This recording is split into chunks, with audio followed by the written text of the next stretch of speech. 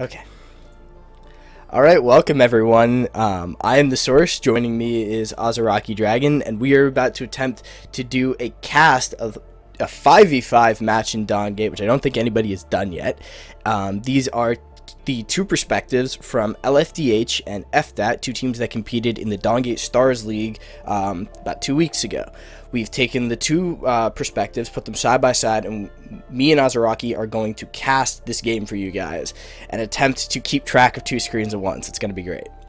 Yeah, this is going to be a really good way to keep an eye on both maps so that we can actually know what's going on in both teams' perspectives, given that we don't have a a spectator mode yet. So hopefully this is going to go great.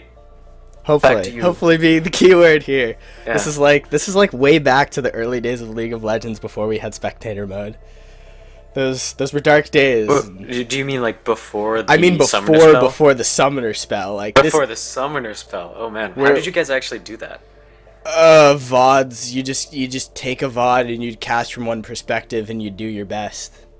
And it was those were tough days. So guys, we're gonna give this a roll. So we're gonna start the video in 3, 2, 1.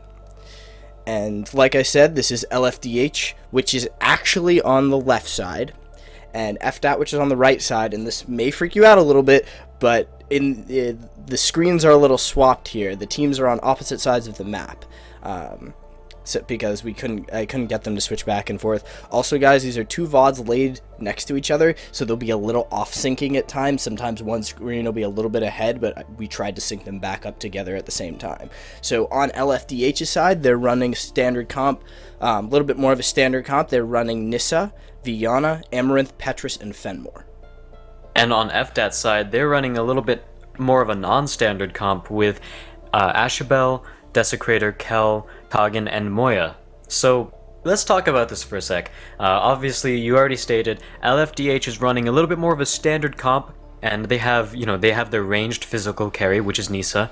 They have a sustain mage, which is Fenmore. They have a burst mage, which is Amaranth, and they have a straight tank, which is Petrus, and a sort of an off tank that also helps their team sustain, helps heal them all, which is Viana. So fairly standard right there. You have one tank, one bruiser-ish type, and a couple of damage dealers. Now if we look at FDAT's side, they're trying something wacky here. They've got Ashabel, which is their only real big carry source of damage. Moya is able to do damage, Kagan and Desecrator are able to do damage, but for the most part, their big source of damage is going to be Ashabel, and the rest are sort of bruiserish tanks. So one thing I think FDAT's going to be trying to accomplish with their team comp is they're going to be trying to sort of protect the Ashabel, because Ashabel can put out a ton of damage over the course of a team fight because she's a very spammy mage. She's got, I think, a 3-second cooldown on her Q, and her Q already does about 200 or 300 damage depending on how late it is into the game, and it's probably going to end up doing more by the time late game rolls around.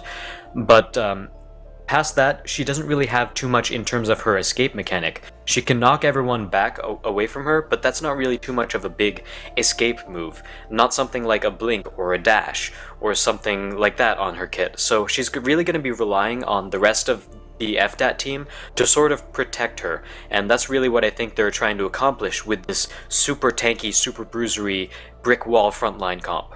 Yep, we saw both junglers going with standard jungle starts, starting on one end of the map, moving towards the other. Sheep's doing a little bit of heavy clear. He's cleared out about 3 camps, now moving on to his haste buff. And over on the other screen, we see Prime Knight and his Viana pushing up this double bruiser lane. Although they're really, really tanky, they're going to get poked a lot. They really don't have any range skills except for the sheep, the sand, which doesn't do any damage, the flamethrower from Kagan, the shout from Cal. Those are pretty much all of their ranged abilities, and those are really just outside of melee range. Yeah, they don't really have too much range on all of them, and I do sort of like this comp that LFDH is running in the bot lane, because it's going to give them a lot of extra sustain. You can already see that they are bullying out FDAT by just being Fenmore. Basically, being Fenmore and Viana just gives them enough sustain to farm up this lane, and I sort of like that because both Viana and Fenmore will scale really well into the mid-game. Mid-game is where Fenmore gets his power spike with his ultimate. That's where he can start sustaining through fights really, really easily, and it's also the mid-game, so it's not late-game where everyone has full build and people have built Pain. So Fenmore is going to be able to strike in the mid game before people have Pain and after his power spike, and having such a safe lane that can just farm up is something that's really ideal in this situation because he is going to reach that power spike no matter what, because it's going to be really, really hard for FDAT to accurately shut down LFDH's team in this bot lane. Yeah, and then up in top lane, we saw a little bit of action there. Blink was actually burned by Amaranth, so you're going to see fair bit of pushing pressure coming out of FDAT side. They'll be using the fact that they have Ashabel, one of the longest range shapers in the game, to keep pushing them back because they know that Amaranth isn't going to be able to step up for as many plays. And actually in the bot lane, we see a gank coming in. Petrus is going to come in for the spin. Koggin is going to go down, and they are going to pick up that first kill. I think that's on to the Viana. Yes, Viana. And that's something you have to sort of worry about when you're playing that double tank lane, is that your early game is still going to be rather squishy, actually. A lot of tanks don't really get going until they pick up 1 or 2 items, and they have enough, I want to say, level so that they get good scaling on their health, good armor and all that, as well as abilities that can help them CC anyone who tries to gank. So really good job on Petrus for taking advantage of the early game weakness of certain tanks, and on top of that, if you paid attention to his jungle route, he actually went through FDAT's jungle in order to make that gank happen, because there is that sort of token ward there in the little box. Ooh, up in the top lane, a little bit of action. Sheeves was looking for a play, but they don't have too many gap closers outside of Sheeves. Ashabel didn't manage to land any slows. Desecrator, I don't think he has Blink, and even if he did, that probably would not have been the best chance to Blink knockoff. They didn't really have the follow-up damage. Sheeves is making his way down into the bottom lane, and they are going to go in for a play. They're going to get the slow and the knockup onto both of them. A lot of damage onto Viana, but she's going to get away. She's almost dead. No, Petrus coming in from the side, and actually up in top lane, there was a kill because nobody's died in the bottom lane yet. I think they picked up the kill. Yes, it is onto that Nissa. So Ashabel starting to lay out the damage. And as you can see, FDAT just spent so much effort trying to kill the lane combination in the bot lane that LFDH has, and like I said before, it's going to be really hard to kill these two because they targeted Viana, but Viana just sustained through all of it. She has her shield that she gets on anyone who attacks her, and she also has sustain of her own. So it's just really, really hard to get out enough damage to kill her with this sort of tanky bot lane that FDAT is running. You know, Kel and Koggin aren't really going to have enough damage to out-damage this sustain that FDAT, or that LFDH's bot lane has, so I really want to see Sheeves directing a little bit more attention towards the top lane, and that actually goes for both junglers as well, because we're hitting the point where Kel and Koggin are not really going to be able to get killed as easily as they were before, and we can see that right here. Petrus is about to gank. Yeah, Petrus goes in, but instantly turns off. Both of the tanks were too far away. They also have a lot of really good CC out of the two of them. A lot of slows and a lot of knockups. So, you know, he didn't really feel confident diving in there. Plus, there was a chance that Koggin would be hitting 6 at that point, and nobody wants to get hooked back into a tower by a Koggin. That's not a good time. A little bit more action, a bit of trades going on, but not too much. We see Sheeves making his way again towards this bot lane, but isn't going to go in for a play, doesn't see any potential there to pick up any kills, and is going to head back into the middle of his jungle. Yeah, and we're going to see, like I said, I sort of want to see both junglers direct a little bit more attention top lane, because with Amaranth is a burst mage. Amaranth can really easily turn a gank into a kill so long as she can land all of her abilities. And with any jungler that has a little bit of CC, that's going to help. And Petrus has CC, so we're going to hopefully see a little bit of action there, but we actually see a Parasite play. This is a really good idea considering we just saw 2 members of LFDH go back, and they're going to be at base. They can't contest this, so FDAT is basically going to get this pair almost for free. Amaranth tries to contest it, but there's not really much happening. Yeah, the reason this is going to be so useful to them is because, one, Ashabel's a really strong pusher. She clears waves very quickly. That can help them take that can help them take the tower in her lane, and this is going to relieve some of the pressure on the bottom lane for FDAT, who's been getting pushed under their tower a lot. The extra damage and tankiness coming out of the Striders is going to help them push out that lane and possibly pick up a bit more farm. Yeah, and a lot of people are going to say, wait, why did they go for that early para?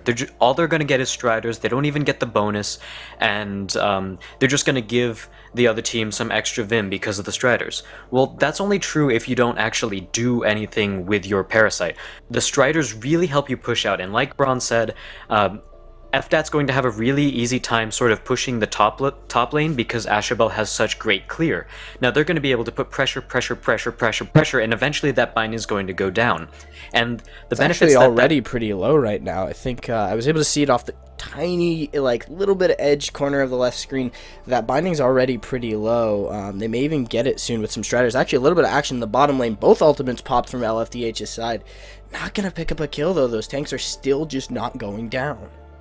Yep, this is the point where they've picked up a few items, they have a high enough level to start scaling in terms of their armor and magic resist, and, you know, that's really the end of the story right there. Bot lane is going to continue being this sort of farm lane until we see, I don't know, maybe an entire team going down to the bot lane to make something happen. So, short of that, the bot lane is really just going to keep farming it out. In the top lane, like I said, if they end up taking that binding, it's going to be beneficial for their team because it gives you a lot of control. One of the biggest things is that you're going to be able to take Spirit Wells a little bit safer, because normally if the outer binding is up, then if you try to take a Spirit Well, you only really have one big escape route, and that's that sort of little choke point next to Money Pigs. You're going to have to go through there if you want to get out, or you're going to have to walk through a binding. If you take the outer binding, you end up having that extra path out of there, which is the one that leads into lane. And so that's really one thing that getting that early binding helps with, and there it goes down right now.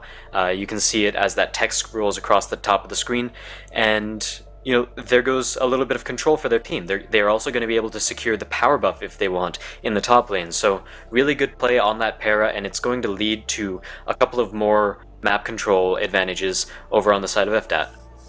Yeah, if that, with that tower, they'll have a little bit more control. But actually, it looks like, again, going in on the Kogan, wave, bubble, everything coming out of LFDH. They are going to pick up that kill onto Kogan. FDAT looking to possibly respond. Petrus going on to Desecrator, taking a bit of damage, gets knocked up. A little bit of damage from Ashabel, but they don't have the follow. And I think that's, one of the issues they're going to run into, where they really only have one main heavy damage dealer. Yeah. I agree, that's really going to be one of their issues, and like I said before, short of a bunch of extra people coming down into the bottom lane to make something happen, no one's going to die. And we saw a 4-man gank down there, and as a result, Kogan ended up dying, and that's going to give LFDH a little bit of extra breathing room, because we already see that FDAT is trying to push down this tower really heavily with their Strider advantage. So that little extra pickup might have actually ended up saving the tower, because with an extra person here trying to siege this tower up, they might be able to get more poke down, they're going to be able to get more tower damage down, but since the numbers are even and LFDH are under their tower, they're not going to be able to, or FDAT's not really going to be able to push it down all that well. Yep, and that kill actually went on to Fenmore, so he's starting to get a little scary. He's reaching, some of that mid-game. He's already picked up his first item. It is going to be a Strife, and a little bit more damage on his end, so tankiness and damage gonna go pretty well for him. The Striders were doing a pretty good job of slowing down his farm, but he's starting to catch back up again. And Sheeb sneaking around the backside, was doing a little bit of Spirit Well harass, doesn't seem to be able to make a play, is actually going to go in for the buff steal at the moment. So while they have pushing advantage, and they're going to go in for that, but it looks like Petrus is looking for a play. He is going to get stunned up, tries to smite that away. It is going to go the way of Sheeps. Nice hook in by Kogan. Petrus is spinning in the middle. The Ashabel Dragon goes down, does a little bit of damage, and now Fenmore has popped his ultimate. A lot of damage onto the Moya. He is going to manage to ult up, get himself out of trouble. But he is going to die the moment he comes back down. A lot of damage now turning onto Ashabel, turning onto Viana. Ashabel doing what she can, and now Nissa has finally shown up to the fight, hitting onto that Desecrator. They're going to get knocked up, instant flash forward by a number of members. They're going to get the bubble onto no one. The bubble is actually going to miss, but Prime Knight is still going to pick up another kill. Now Nissa following up onto the Kel is going to pick that one up as well, and now they're chasing out the Ashabel. They really need to keep her alive. She's most of their damage and did not get that much protection in that fight. Nice E away, but it looks like a dash and a bubble, and down she goes. Another kill going over to Nissa. Alright, so in that team fight, there were really two big sort of misplays by FDAT. First of all, was taking a team fight before Ashabel was fully ready for it, so she wasn't able to put out most of her damage near the beginning of the fight. And second, they just didn't do well enough of a job protecting Ashabel. You know, you want to make sure that all of your tanky front line is right there, keeping people off of her, because even though she was the last one to die, she was taking damage and being chased out of the fight the entire time, and she couldn't put out damage because she was always on the run, and that's something you don't really want your main damage dealer to do. Yep, Parasite very, very low. Are they going to pick it up? They are. Nice attempt by Sheeps to pick that up, and now Coggan is going to get caught out. Another bubble. The dragon is there, but it's not going to do enough damage. Another kill going over to Nissa. She's getting dangerous fast.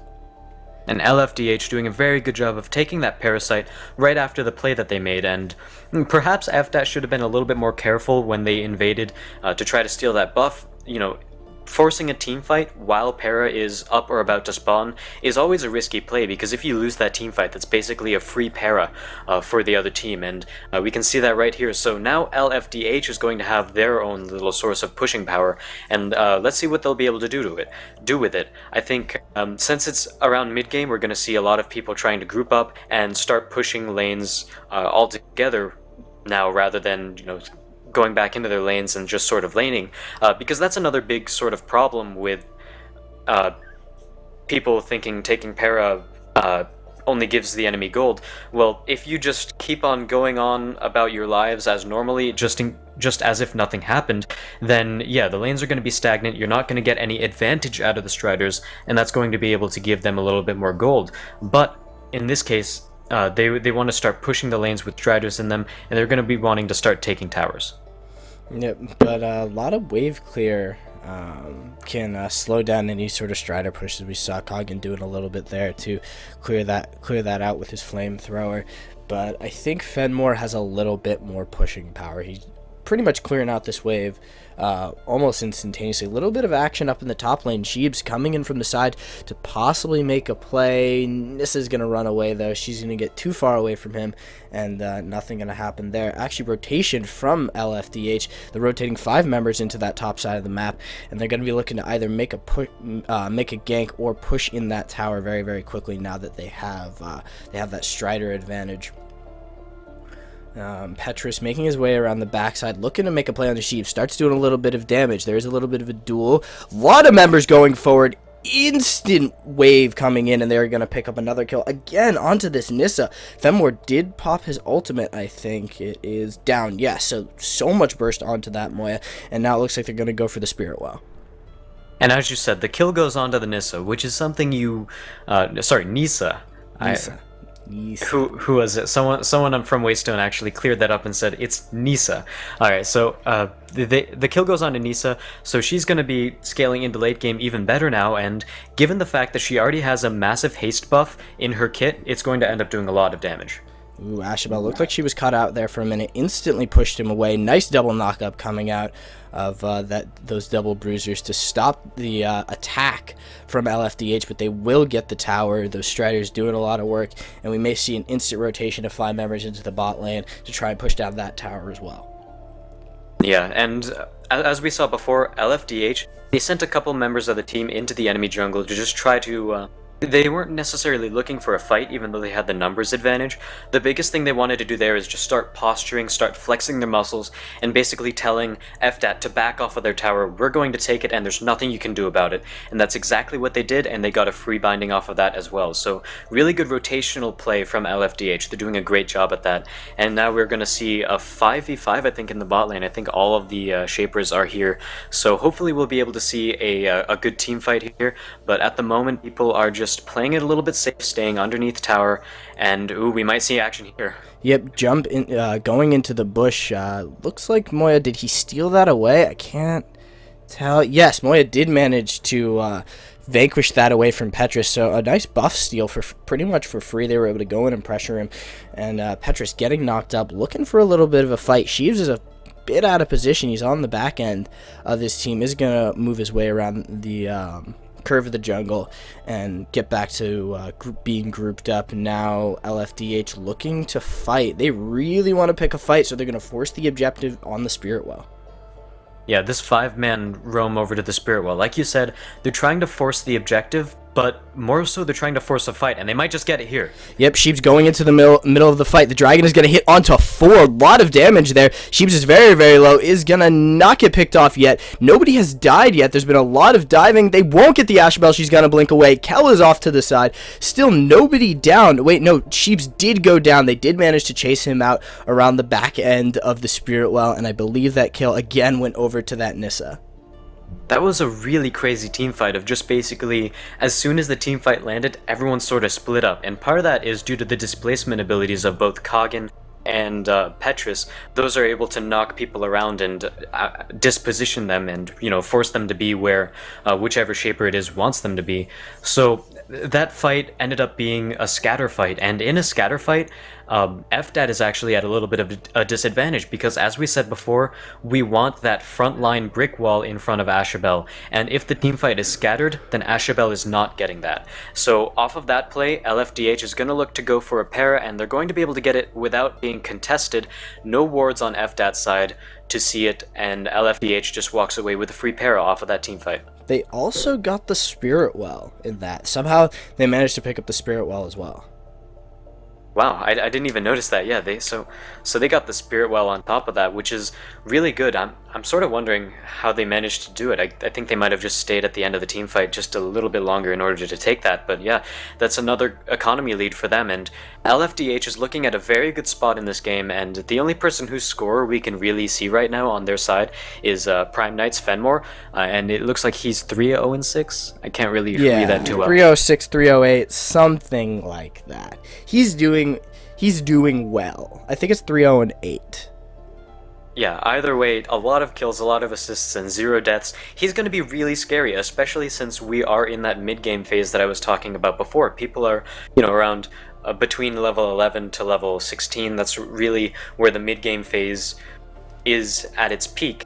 And we're going to start seeing more and more team fights going on. And what FDAT want to do, FDAT wants to make sure that they can basically accomplish what their comp is meant to accomplish. You know, they haven't really been able to keep Ashabel completely safe throughout any of these fights so far, and part of that is just the way LFDH has been positioning for the fights. You know, sometimes they would get into a fight where they wouldn't be warded enough, so FDAT didn't have time to position as they were walking into the team.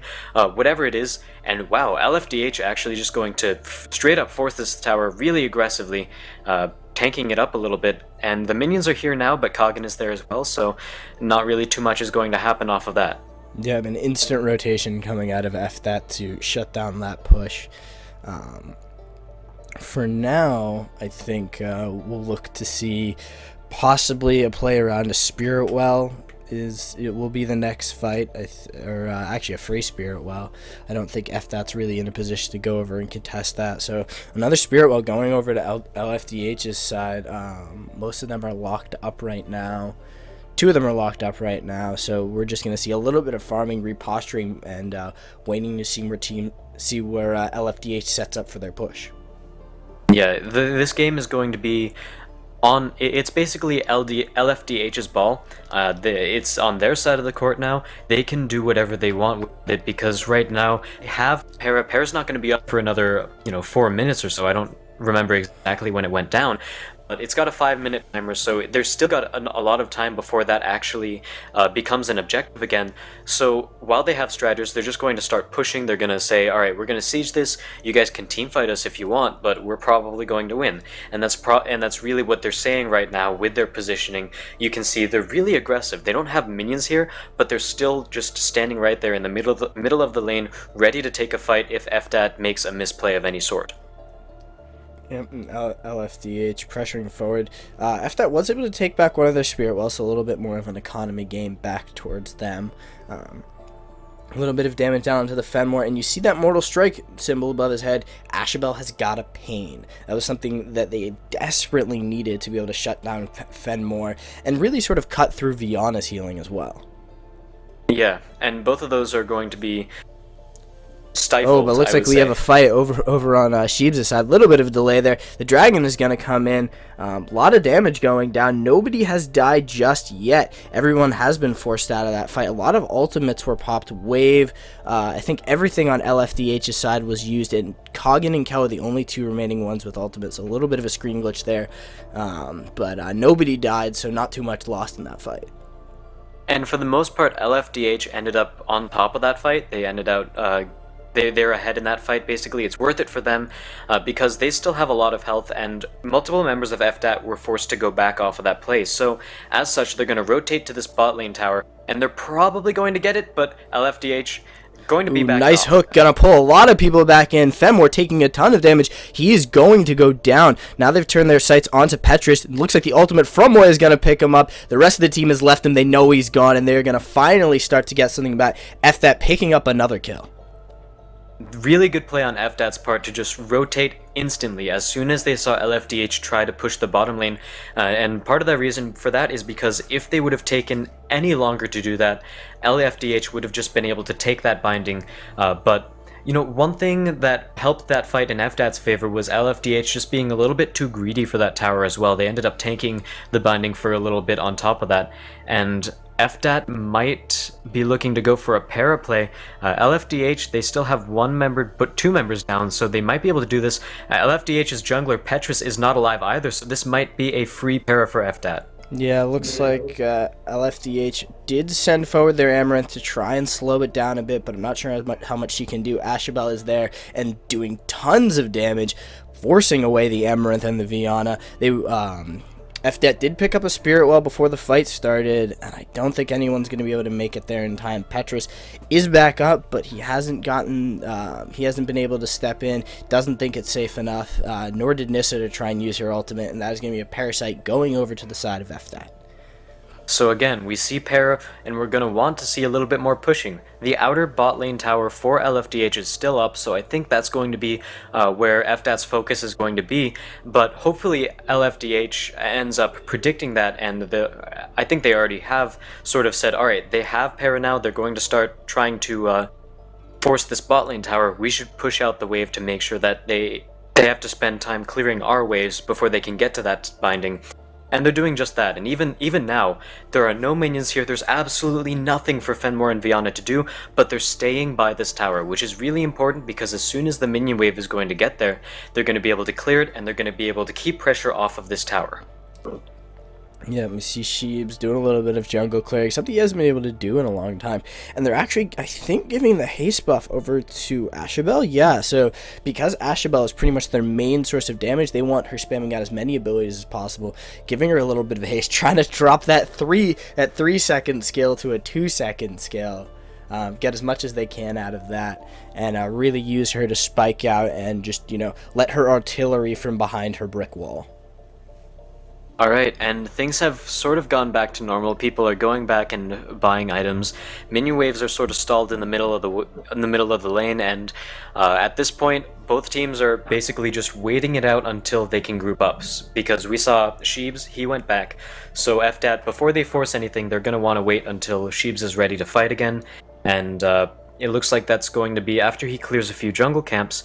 So we're in a little bit of a lull right now, but we're going to see FDAT starting to force something fairly soon, and again, I think it might be towards the bot lane binding. Yeah, it's the one outer binding that hasn't been taken yet. It's at a little bit, it's basically at half health. So we'll likely see FDAT grouping up for that. And here they are. They don't have Desecrator. He's still roaming over, but they'll probably wait for the next wave of Striders to show up. Now they also have Asherbell to start sieging. Does a little bit of damage to Petrus, that Mortal Strike symbol. Gotta watch out for that. That's going to be the real key. If Asherbell's land, if you see that on everyone's head, that means Asherbell is doing her damage, and people are going to start to go down, especially characters like Fenrir and Viana. It looks like FDAT is going to push up onto this tower, doing a lot of damage to it, and LFDH, they seem to understand they can't keep it. Nice Q coming out of Asherbell to force them away for the moment, and she's going to try and zone them while the remaining members of her team try and take that Spirit Well. Yeah, and the Spirit Well forces a very common thing to do. Basically, they don't have a minion wave, so they can't push against the tower, they can't siege it up. So in the meantime, in order to make sure that their time is used as efficiently as possible, they take the Spirit Well for a little bit more of a gold lead, and you can't say that, well, they should have been pushing the binding, because throughout that entire time, they couldn't be pushing the binding. There were just no minions there. So it looks like they're going to be rotating to the top lane. Yep, instant rotation over. They have the Striders there to try and push down this tower. Followed rotation by LFDH, but they don't have that many good entrances. There's a lot of good circle AoE skills that come out of FDAT, and they can stop them, like you just saw, from making a quick play into FDAT's lineup. LFDH was forced off, and now another Spirit Well, so making a lot of plays off of this one Parasite. And rotations are really the way that FDAT wants to take towers. There are a couple ways you can do it. You can take towers off of a team fight, you can out-rotate the enemy team, or you can siege the tower. Those are the big choices in any MOBA in order to take a binding. And in this case, FDAT wants to be looking for those rotations because their siege potential is not as great as it could be, considering that their only ranged damage is Asherbell. Everyone else is melee in terms of their auto attacks. And on top of that, Asherbell is a mage, so even though she's getting a little bit of extra power scaling on her auto attacks, it's still going to be not quite as much as someone like Nisa or Michaela will be. So they're going to be wanting to basically out-rotate the team, and we see that again right here. There are 5 of them all on this tower before LFDH even gets there. That is exactly how they want to take towers, and they take yet another one. Yep, all 4 Spirit... So they managed to get all 4 Spirit Wells in the last, 5-10 minutes or so. They've managed to take 3 towers, a huge gold swing in the favor of FDAT. That's going to let them spike up some serious damage items. Asherbell is going to start to get scarier than she already is. Moya's going to feel safer on his engages. The 3 tank line is going to be pretty much impenetrable unless they manage to cluster them all up. If they are clustered when the fight starts and Asherbell is stuck next to the tanks instead of behind them throwing her skills, LFDH is going to be able to just run straight into them. They're going to be able to use that Fenmore, that knock-up wave from Amaranth to do a lot of damage, but until that happens, FDAT is pretty much in the driver's seat. Yes, I completely agree, and sorry everyone, we can't actually talk too much about the item builds because we can only see the item builds of Fenmore and Moya. People press tabs a little bit, but as you can see right there, it's only like a split second. So first of all, trains, and second of all, we're not really going to be able to talk too much about item builds other than these two until there's a spec mode. Yeah, I mean, there were a couple of things I was able to see. You saw the early double aggression out of Asherbell. She's turned that. I think she's already got a rage. I don't think she went with destruction. Other than that, that's like the one only thing that I remember seeing. Nissa, let's see how much I can take in. Yeah, no, can't absorb all of the items as quickly as it needs to be. But we see a little bit of action around this Parasite. Ward going down from the side of LFDH. They're gonna back off of that though. They don't want to fight in small corridors, and just because if that tank line is properly set up, Asherbell is gonna start to shred them. They really want to fight in sort of small, not necessarily small areas. They actually have a very good open team fight where they can get everyone to scatter. If everyone's sort of clustered up, the team comp from FDAT's going to have a little bit more potential. Lots of AoE lockdown. They've got the cog and hook, and they are going to move over and start taking that Parasite. LFDH looking to contest it. They are certainly looking to contest it, and we'll see how well they can do it.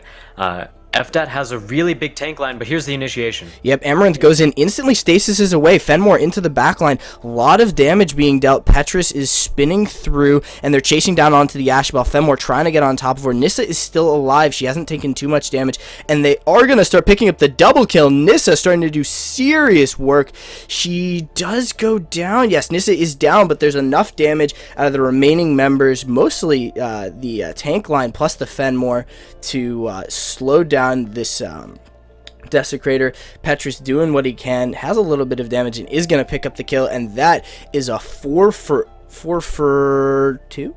1? 2? Yeah, I think 2. It's two. Alright, so if you guys have watched At What Cost at all, you'll know how much I say Para is a risky objective. It's a noob Para trap. is super risky. It's noob bait. Right there, we saw FDAT. They tried to force it down really quickly, but stage 3 Para just doesn't go down with any sort of speed, especially when your lineup is an Ashabel and 4 tanks.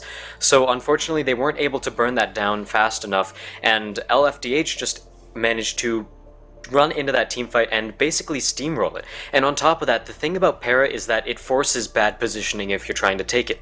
And we saw FDAT, their tanks were all spread out. You know, they couldn't defend Ashabel as well as they wanted to, and even though Kagan's gonna be trying to contest this as much as possible, I think yeah, we're going to see LFDH. They're going to be able to secure it pretty easily right there with the Vanquish of Petrus. So, ooh, again, nice hook back in by Kagan. Looks like a couple of members showing up. Oh, but it's Amaranth. This is not the cavalry he wanted. Oh my god, Fenmore is still alive. He's still healed. Moya's coming for the fight. His ultimate has gone down. Petrus gets off the stun. The Nissa boomerang comes through. Nissa is a monster. Oh, a little bit too aggressive right there and a little bit too greedy by FDAT. It was a 2v5, and even though there were a couple of members of LFDH that were low that you could have ended up killing, it still would not have been worth giving up the amount of control, especially right after a parasite has been taken. Right now, even though Kagan didn't die, FDAT is still giving up a lot of pressure given the fact that Sheebs is down for the next 40 seconds. LFDH are going to be able to roam around, take whatever Spirit Wells they want, and then they're going to be able to start pushing the lanes and forcing down the bindings, which is something that, as we said, is a really big objective in this game. So, all in all, para plays. Really be careful when you try to force para plays, because that was a little bit too much. It was sort of a play that you want to reserve for a desperation para, because FDAT wasn't far enough behind to warrant such a risky play like that, and they weren't far enough ahead to be able to take para while feeling safe taking it. So LFDH just ended up taking that para and taking that team fight as well. And you can even see LFDH's team strives a lot better than FDAT's team does when they're all spread out. Fenmore can fend for himself, Fiona can fend for herself, Petrus can fend for herself, and even Amaranth has a... Petrus is a he. Petrus is a he. Did I say her? Yes. Oh wow. Alright, so until this cast is over, Petrus is female now. But yeah, so those three Shapers can really sustain themselves really well, even if they're split apart from the rest of the team. FDAT's team is kinda different, even though most of their team can stay alive while they're split up from the rest of their team, they're not really going to be able to force anything. They're not going to be able to make any action happen. Maybe Moya will be able to, but that's really the only one I can see doing that. Ashabel needs the protection, and the rest of FDAT's team, outside of Moya, just doesn't really have enough damage to take 1v1s or 2v2 fights. Yep. Ooh, nice double knockup coming in. They do land the bubble and the wave. So much damage. Desecrator goes down. Pop goes the Desi. And Fenmore did pop his ultimate. I think he thought they were going to be stuck up in that fight a little bit more. And that is a lot of pick potential out of LFDH's team comp. Yeah, and they were able to make that pick very easily. But here comes a Moya play. Yep, Moya does go in with the ultimate. The dragon is in the back line. Viana has popped her ultimate. Nobody going down just yet. It's still just Desecrator. Actually, no, two have gone down. Tons of kills coming in from Niori. And now the chase is coming out of FDAT. They're trying to pick up a couple more kills. They are going to get one chasing onto Ashabel. Now LFDH is gonna get the kill, and looks like Fenmore is still alive. No, Fenmore has gone down. Moya's still alive in the back line. Petrus chasing onto what he can. Oh no, Moya lived. Moya managed to dash away from that, and it's Amaranth who is low. So many Shapers going down, I can't keep track of everybody. That team fight was chaotic. Yeah, that team fight was really chaotic, and since we're only locked to the perspective of these two players, we weren't really able to pick up all of it. But it did end up being a 3-for-3, which is sort of even. And at this point, looks like LFDH is willing to take a Spirit Well right now. That's a little bit risky given their health, but they see that Sheebs is in the top lane, so there's not really going to be too much power to contest them down here. And after this, that was a really weird team fight, right? Because Sheebs managed to catch someone out, they got a few kills, but after that, the team fight was, again, just a little bit too spread out. Fenmore was able to chase down Ashabel and do a lot of damage to her and end up killing her in the end. And as we said before, that's most of FDAT's damage is sitting on Ashabel. So if someone like Fenmore can rush her down and take her down, then the team of LFDH is going to have a much easier time with the rest of the team fight. And even though FDAT managed to pick up 2 kills off the bat, the fact that Ashabel didn't manage to get out as much damage as she should have, the fact that she was, forced out of the fight, was, again, the reason why LFDH was able to take a few kills back into their favor and ended up as a 3-for-3. Yeah, no, they need a little bit better, slightly better coordination on their stuns and lockdowns for Ashabel. Either way, both teams are fully back up. Ultimate's up on both sides, so we'll probably see another play coming out soon. Do you know what the timer on Parasite is? Is that 2 minutes out, I think? I don't know. I wasn't paying attention to when the last one was destroyed. All I know is that it's just 5 minutes past the last one. But given the fact that I don't think I'm seeing Striders, I think it's going to be... Do I see Striders or do I not see Striders? It just came back up. It just came back up. Alright, cool.